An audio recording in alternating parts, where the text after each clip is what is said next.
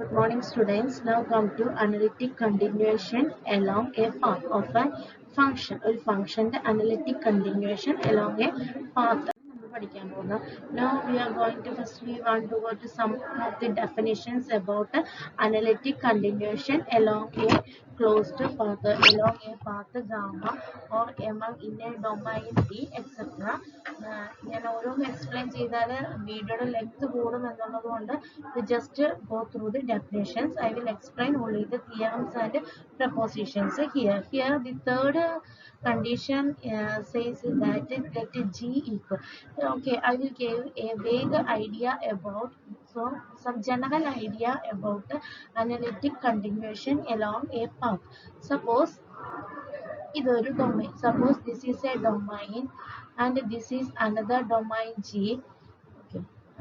Sorry, we cannot consider like this. This is the another domain G. There should be some intersection, and f is a function from D to C, and G is a small g is a function from capital G to C. That means small g is defined in this particular set, and small f is an analytic function, and that is defined in this D, only in D. So if we restrict this f to this d prime means this intersection part. I am taking this intersection part as a d prime. F restricted to d prime, then we will get f dash, and if g restricted to d prime, here also g or g in g if can small g, the function small g can be restricted to g dash, and we can denote this as g dash. Then f dash equal to g dash in D prime. In D prime f dash ഉം g dash ഉം എന്തായിരിക്കണം, same ആയിരിക്കണം. കാരണം ഒരേ സെറ്റിലെ സെറ്റിൽ നിന്ന് define ചെയ്യുന്ന function. then f dash equals g dash in D prime. Then we can say that f is an analytic extension of f dash, or g dash is an analytic extension of f, or g dash is an analytic extension of g. This is all about analytic extension. അപ്പോൾ എവിടെയാണോ common ആയിട്ടുള്ള region വരുന്നത് അവിടെ രണ്ട് ഫംഗ്ഷന്റെ values എന്തായിരിക്കും, same ആയിരിക്കണം. This is general idea about analytic extension of N analytic function. Okay, now go through some of the definitions given in your notes. Okay, so come go through these notes, and here one definition is the gem. A function f defined from G to C, then we can say that a function element means fg. That means the domain or the region where f is defined, and together with this analytic function f is called a function element. And also we have another definition, define gem of f at a. Fg is a functional element, and also we have another functional element G. Then gem of f at a. Gem of f at a is the set of all analytic functions from D, such that this particular a should be belongs to D ആയിരിക്കണം. A should be belongs to D ആയിരിക്കണം. Then GD is a gem. Now come to the proposition. The next proposition says that let gamma from 0,1 to C be a path from A to B. I hope this image is clear for you, and also you have the notes with you, so please go through the notes for further clarifications. So let gamma from closed interval 0,1 to C be a path from A to B, and let ft dt for t belongs to closed interval 0,1. So for corresponding to each real number in 0 and in between 0 and 1, we can define a particular function f and a particular domain D. The dt means D means the domain where f is defined. So for a particular real number in between 0 and 1, for each corresponding to each real number, we can define a function ft and a corresponding domain dt, and also gt bt. This is a b, not a d, b. Another domain where g is defined in between 0 and 1. Be analytic continuations along gamma such that f0 corresponding to this t, we are taking 0, f0 at a gem of f0, the function corresponding to 0, that is f, gem f naught f or f0, gem of f naught at a means a point belongs to bt, equals g naught or g0 of at a, gems at f at 0 of f and a should be same. Then if it is given, then we can say that f1 at b is equal to fg1 at b. Okay, then a and b are the endpoints of the closed path from a to gamma. Gamma is a curve from 0 1 to c. That means the endpoints is a and b. That is gamma of 0 is a and gamma of 1 is b. Okay, so this can be again rewrite as, if we can say that f naught at, we can say like this, gamma of 0 is equal to g naught at gamma of 0. Or we can say, then we can say that f implies f1 gem at gamma of 1 is equal to g1 gem at gamma of 1, like this. This is what we need to prove. Now come to the proof of the theorem. To prove this, we will show that the set t, so we are defining a particular set t equals set of all t belongs to closed interval 0 1 such that gem f gem ft at gamma of t should be equal to gt at gamma of gamma of t. Like ft യും gt യുടെയും value same ആയിട്ട് വരുന്ന ടികളുടെ collection ആണ് നമ്മൾ. So we are assuming that, so we are defining a set like this, and we assume that by the assumption it is given that f naught at a, f naught at a equals g naught at a. This is already given. That means ft instead of t is given 0. That means 0 belongs to this particular set t. So we can say that capital T is non-empty. We can say that is non-empty. We can say like this. So we need to prove that 1 also belongs to this particular set T. We need to, then we can say that f1 gem at f1 of b is equal to gem of fg1 at b. Like this we can say. So we need to prove that 1 belongs to this particular set. For this, we are showing that already 0 belongs to this particular set T, and we know that T is a non-empty. And for a connected set 0 1, T is a subset of closed interval 0 1.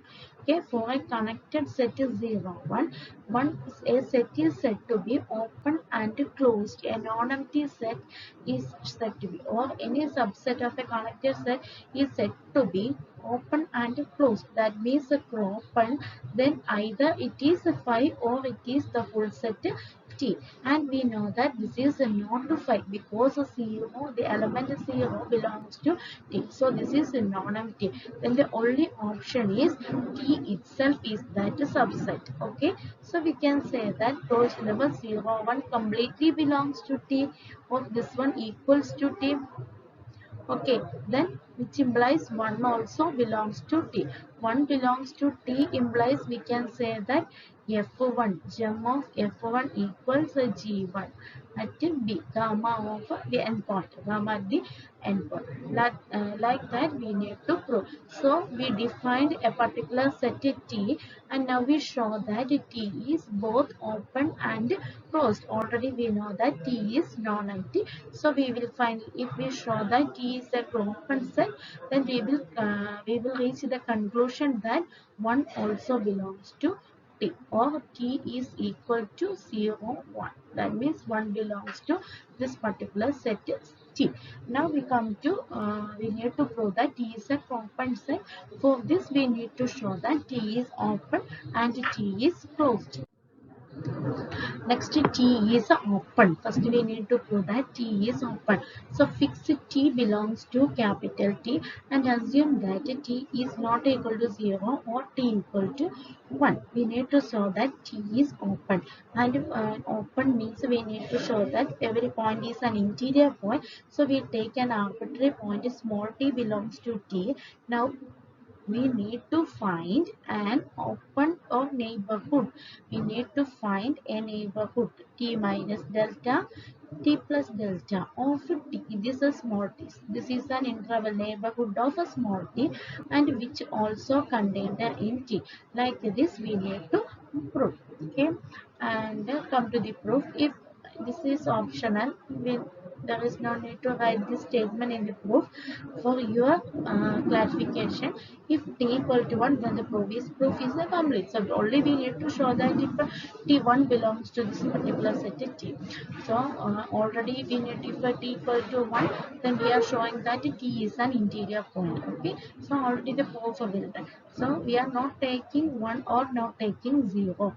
0 means we need to prove that if by the above, and okay, it is, if 0 is an interior point of t, then we need to show that there exists a neighborhood 0, 0 plus delta over 0 minus delta, which is a contained in t. This is not possible because we are taking t belongs to closed interval 0, 1. So we will get an interval like 0, 0 plus delta. Like this open interval, and this is exceptional. So we are not considering 0 and 1 to prove that t is an open set because that is on the boundary point. So we are taking t other than 0 or 1. Now come to the next part. By the definition, of an analytic continuation, I think this is very small to see, and you please clarify this no, this thing with your notes you have in your hands. Okay, by the definition of analytic continuation, there is a delta such that analytic continuation definition നമ്മൾ പറഞ്ഞപ്പോൾ അവിടെ പറയുന്നുണ്ട് there is, I will clear it.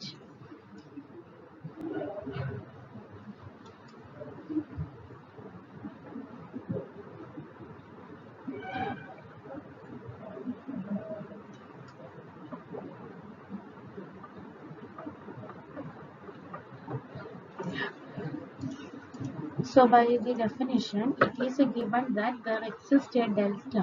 One point or analytic continuation, we can always given there exists a delta greater than 0 such that s minus t. അതിൻ്റെ ഒരു ചെറിയ നെയ്ബർഹുഡിൽ എല്ലാ പോയിന്റിലും അവിടെ നമ്മളൊരു ഇങ്ങനെ ഒരു ഇതെടുത്താൽ ഇതാണ് t എങ്കിൽ അതിൻ്റെ ഒരു നെയ്ബർഹുഡിൽ എല്ലായിടത്തും analytic functions എന്തായിരിക്കും same ആയിരിക്കും. That is the idea we are using here. This is a less than delta implies gamma of s also belongs to dt intersection bt.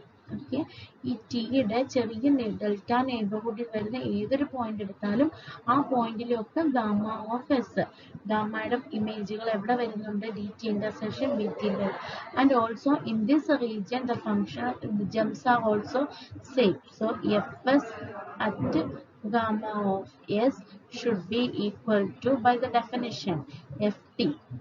fs ഉം ft ഉം അവിടെ സെയിം ആയിരിക്കും, gamma of s, and also g of s at gamma of s should be equal to g of t. This is the idea that I explained in the first slide. Okay, this is by using the definition we can write like this. And since t, we are suggesting a t belongs to capital T, and by the definition of a t, we can say that ft of a gamma of t is equal to gt of a gamma of t. Since t belongs to this capital T, we can say that ft of z is equal to here ft of z equals gt of z for every z.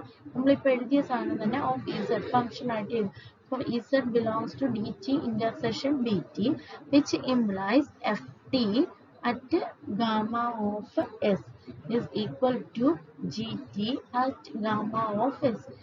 For every gamma of s belongs to, because we already said that gamma of s, here we said that gamma of s belongs to bt intersection dt. So for every z in ഇത് true ആണെങ്കിൽ gamma of s ഇതിനകത്തുള്ള gamma of s നും ഈ result true ആയിരിക്കും. Therefore we will get fs by this definition. നമ്മൾ ഇനി combine ചെയ്യുവാണ് ഈ ഇതായിട്ട് fs at gamma of s is equal to, by our equation number 1, ft of gamma of s, and this is equal to ft of equation number 3, ft of gamma of s is equal to gt of gamma of s. Okay, okay. And also by equation number 2 we can from equation number gt of gamma of s, from equation number, again by equation number 1, gt of gamma of s is equal to gs of gamma of s, gs of gamma whenever s minus t less than delta. So finally we combine these 2 points, that means fs at gamma of s equals gs at gamma of s whenever mod s minus t less than delta. So both are the same. fs ഉം ഏത് point എടുത്താലും s എന്നുള്ള ടിയുടെ നെയ്ബർഹുഡിലെ ഏത് point എടുത്താലും അവിടെയെല്ലാം ഇത് same ആണെന്നാണ് ഇപ്പോൾ നമുക്ക് കിട്ടിയിരിക്കുന്നത്. സോ ഏത് നെയ്ബർഹുഡിലെ ടിയുടെ ഡെൽറ്റ നെയ്ബർഹുഡിലുള്ള ഏത് s എടുത്താലും ഈ കണ്ടീഷൻ സാറ്റിസ്ഫൈ ചെയ്യും. So if s belongs to some neighbourhood T minus delta T plus ടിയുടെ ഡെൽറ്റ നെയ്ബർഹുഡിലുള്ള ഏത് s എടുത്താലും ഈ കണ്ടീഷൻ സാറ്റിസ്ഫൈ ചെയ്യും. ആ കണ്ടീഷൻ സാറ്റിസ്ഫൈ ചെയ്യുന്ന പോയിന്റ് ആണെങ്കിൽ t belongs to capital T. ഇതിനകത്ത് ടിയുടെ നെയ്ബർഹുഡിൽ ഏതെങ്കിലും ഒരു പോയിന്റ് എടുത്ത് കണ്ടീഷൻ സാറ്റിസ്ഫൈ ചെയ്യുന്നുണ്ടെങ്കിൽ that s also belongs to T. So for every s belongs to this particular neighborhood belongs to T. So we can say that this neighborhood T minus delta T plus delta is a subset of T. So we take an arbitrary T that belongs to this neighborhood, and this neighborhood is completely contained in T. So we can say that T is an open set. Now we need to prove that T is a closed set. Now we need to show that T is a closed set. To show that T is a closed set, it is enough to prove that every limit point of a T includes in T. So we take an arbitrary point. T is a limit point. Let T is be a limit point of T. We take an arbitrary limit point. So we need to prove that this T belongs to this capital T. Then we can say that capital T, every limit point is belongs to this particular set, means this is again a closed set. Okay, so let it be a limit point of a T. That means then by using the analytic continuation, there is a delta such that mod s minus t mod s minus t less than delta implies നമ്മൾ നേരത്തെ പറഞ്ഞു വെച്ച definition തന്നെ. By analytic continuation there is a delta, just I will write it here. By definition of analytic continuation, there is a delta greater than 0 such that mod s minus t is less than delta implies gamma of s belongs to dt intersection bt. Okay, now t is a limit point of t. Since t is a limit point of t is a limit point of T implies every neighborhood of this small t contains an element of t other than t. That is the definition of a limit point. That means every neighborhood of small t intersects with the capital T. എന്നാലല്ലേ നമുക്കൊരു element കണ്ടുപിടിക്കാൻ പറ്റും. T intersects intersects with capital T, which implies S belongs to T such that Tയുടെ ഏതൊരു neighborhood എടുത്താലും അത് capital T നെ intersect ചെയ്യും. So we can say that S minus T. We take an element S which is less than delta. Tയുടെ ഒരു neighborhood ആണ്, neighborhoodലുള്ളതാണ് S. So S also belongs to T.